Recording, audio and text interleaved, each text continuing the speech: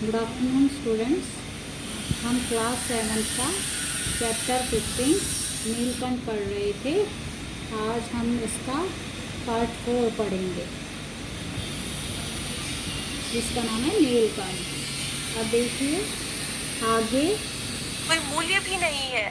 अगर वह दो बच्चे लेखिका के कमरे की मेज को अपना सिंहासन बना ले तो चित्रा जैसी अभिमानी या घमंडी बिल्ली के लिए यह बात बिल्कुल असह्य थी। इसलिए भी वे हमेशा कमरे का दरवाजा बंद रखती थी। फिर आगे, जब मेरे कमरे का कायाकल्प चिड़िया खाने के रूप में होने लगा तब मैंने बड़ी कठिनाई से दोनों चिड़ियों को पकड़कर जाली के बड़े घर में पहुंचाया, जो मेरे जीव जंतुओं का सामान्य निवास है।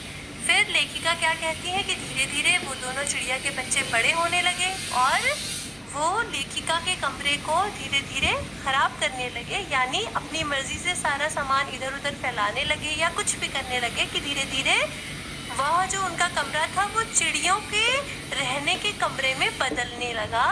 तो लेखिका ने क्या करा कि दोनों चिड़ियों को पकड़कर जाली के एक बड़े घर में पहुंचाया जहां पर उनके पाले हुए बाकी जीव जंतु रहते थे।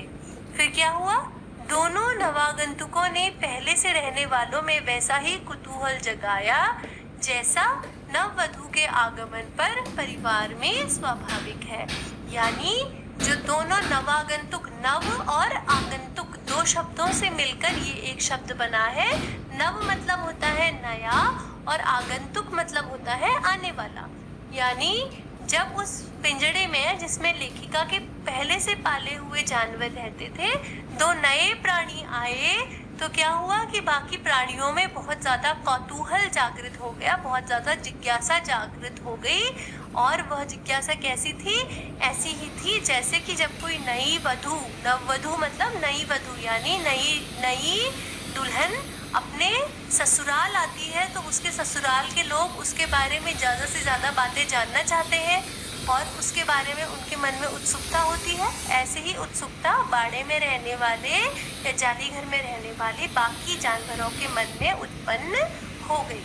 फिर क्या हुआ, लक्का कबूतर नाचना छोड़कर दौड़ पड़े और उनके चारों ओर घूम घूम कर गुटरगू की रागिनी अलापने लगे। यानी लक्का कबूतर क्या होता है? लक्का कबूतर कबूतर की एक प्रजाति है, यानी ऐसे कबूतर जिनकी जो पूंछ होती है वो पंखे जैसी होती है, उन्हें लक्का कबूतर कहते हैं। तो लक्का कबूतर जो थे ये गोल गोल नाचते हैं, लेकिन ये लक्का कबूतर जैसे ही मोर के दोनों बच्चे पिंजरे में आए तो नाचना भूलकर उनके चारों तरफ गोल गोल चक्कर लगाते रहे। बड़े खरगोश सभ्य सभासदों के समान क्रम से बैठकर गंभीर भाव से उनका निरीक्षण करने लगे। उनकी गेंद जैसे छोटे खरगोश उनके चारों ओर उछल कूद मचाने लगे। तोते मानो भली भांति देखने के लिए एक आंख बंद करके उनका परीक्षण करने लगे। उस दिन मेरे चिड़ियाघर में मानो भूचाल आ गया। धीरे धीरे दोनों मोर के बच्चे बढ़ने लगे। उनका कायाकल्प वैसा ही क्रमशः और रंगमय था जैसा इल्ली से तितली का बनना। तो लेखिका यहाँ पर क्या बताती हैं कि लक्का कबूतर ने अपना, यानी पंखे जैसी पूंछ वाले जो कबूतर उन्होंने पाल रखे थे, वे जो घुमावदार नृत्य करते हैं उसको छोड़कर उन्होंने उन दोनों पक्षियों के चारों तरफ चक्कर लगाना शुरू कर दिया। बड़े खरगोश जो कि जाली घर में रहते थे, उन्होंने सभ्य सदस्यों की तरह क्रम से यानी पंक्ति से बैठकर एक बारी बारी से बैठकर उनका निरीक्षण करना शुरू करा। और ऊन की गेंद जैसे, यानी छोटे छोटे जो कबूतर थे जो कैसे दिखते थे, ऊन की एक गेंद जैसे दिखते थे, वो उन पक्षियों के चारों ओर उछल कूद मचाने लगे। तोते मानो भली भांति देखने के लिए एक आंख बंद करके उनका परीक्षण करने लगे। तो इसीलिए लेखिका क्या कहती है कि वस्तुतः उनके पूरे जाली घर में भूचाल आ चुका था, यानी सब उथल पुथल मच चुकी थी और सब लोग नए जानवरों का पूरी तरीके से अवलोकन कर रहे थे।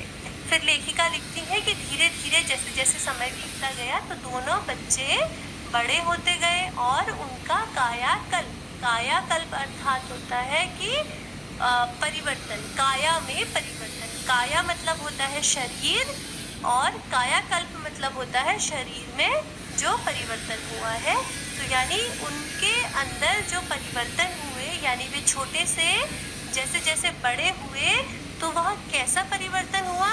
बिल्कुल उसी तरीके का परिवर्तन हुआ जैसा कि इल्ली से तितली के बनने में होता है। यानी आप सबको पता है कि जब तितली अपने अंडे से बड़ी तितली में परिवर्तित होती है तो क्या क्या उसकी अवस्थाएं होती है कि पहले वो अंडा होती है, अंडे से फिर वो इल्ली बनती है, इल्ली से फिर वो प्यूपा बनती है, प्यूपा से फिर वो तितली बनती है। तो